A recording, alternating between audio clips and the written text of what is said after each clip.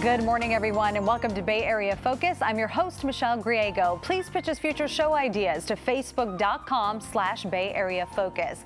Today, we have a great show. We'll hear about a unique opportunity for diverse small businesses, a science-themed film series, and a nonprofit transforming North Oakland's food system. But first, we'll learn how Each One Reach One empowers incarcerated youth. And joining me now is Robin Sohnen and Harold Atkins. Thanks so much for coming on. Thanks for having me.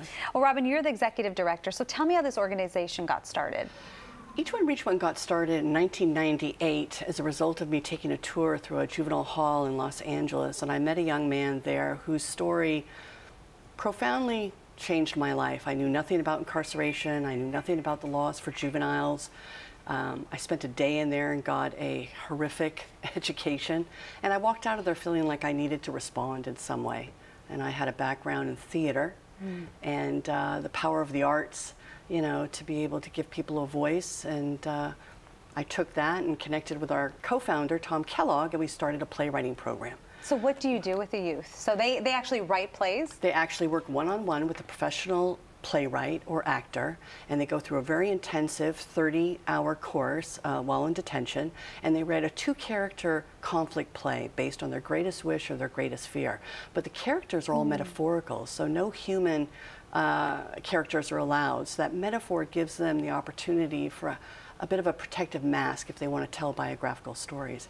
And then professional actors come in and they do a staged reading inside detention, and we bring guests in, parents, family, special guests to be a part of that show. To perform from their writings. The professional actors come in and perform. Right. Yeah. So you said you got a horrific education. Tell me a little bit about that. Well, Harold's probably the better person to tell you a little bit about that. But, you know, at the time, I had no idea that children were being tried as adults. I had no idea that kids were getting life sentences. I mean, I just had no idea. I had no idea that kids were being tried and convicted for crimes they didn't do. You know, I was raised in a day where they said, you know, if you, you know, do the crime, you get the time. But here I was discovering that you don't have to do the crime to get the time with all of our, you know, zero tolerance on violence and these laws that are just insane. So it, when I walked out, I couldn't pretend I didn't know that anymore. You know? Well, Harold, you are a program manager and you work directly with some of these youth? Yes, yes. I work directly with the youth in a few programs, but I'm actually involved in all of our programs. I supervise all of them. But our life skills program is a curriculum that I wrote and I facilitate myself. What are some of these kids going through? Some of these kids, if you really checked into their history, what you would find is that the environment that they come from is not conducive to the expectations that we have for them as citizens. So what I mean is a lot of these kids are gang involved, right? Coming from lower income communities, and they're also from marginalized populations. So when you think about their start, it's not the same as a kid that's fully supported. So what we find is that a kid who's maybe involved in gang behavior, if you really dig deeper, you'll find that they have a, you know, grandfather dealing in gangs, father dealing in gangs. And it's a generational thing that just gets passed on and on. Tell me about the Keeping It Safe program. So Keeping It Safe, that's a life skills program that runs, we made it adaptable for the institution, the juvenile institutions. So we can do a one-shot lecture series. We can do a three-shot series, but for the most part, we work with kids on the maximum security units, and we do a 8 to 10 week series where we go over things such as gang involvement. How do you get out of a gang? Okay, they know how to get in, but a lot of kids don't know how to get out of a gang. We also go over like substance abuse, you know, nutrition, healthy relationships, but the focus is truly HIV/AIDS, STDs, because if you think about the behaviors that lead to some of this other stuff, the things that they come out of this lifestyle with that they can't get rid of, hepatitis C, HIV, syphilis, herpes, you know, things like that, that can really hamper them down the road. It sounds like what you give them through this organization more than anything is hope. Absolutely.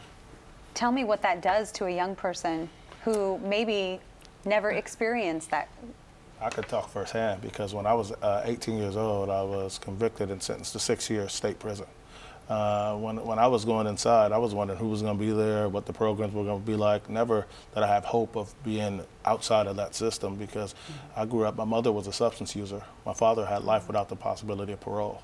So hope for me looked a lot different than, you know, the average person in my community. So having somebody come into your institution, come into the institution where, you know, you're there for time and all this stuff going on, but having somebody come in and go, no, you know what, you're worth it, right? To have a tutor come in and volunteer, volunteer their time, or to have a facilitator come in and do a life skills program. These kids are shocked that we're there in this capacity. Yeah, you have that firsthand experience. Thank you so much for sharing your story. Real quick before we go, how about support or volunteer? We can use a tremendous amount of volunteers. We have a GED program. We operate in 2 detention facilities where kids are paired up one-on-one for a community member that we train to study for the GED. They stay with that same young person for the full length of his detention. So we have lots of needs and opportunities for volunteers. Oh, great. And also funding. We cannot do what we do without funding. So the financial support is really what helps us push these programs to communities who have never, ever have access. Okay, Bay Area, volunteers and funding. So help out. Thanks so much for coming on and sharing your story. And for more information on Each One, Reach One, log on to eoro.org. Again, that's eoro.org. Coming up, we'll get the inside scoop on Business Connect, a program launched by the NFL and SF Bay Area Super Bowl 50 host committee. We'll be right back.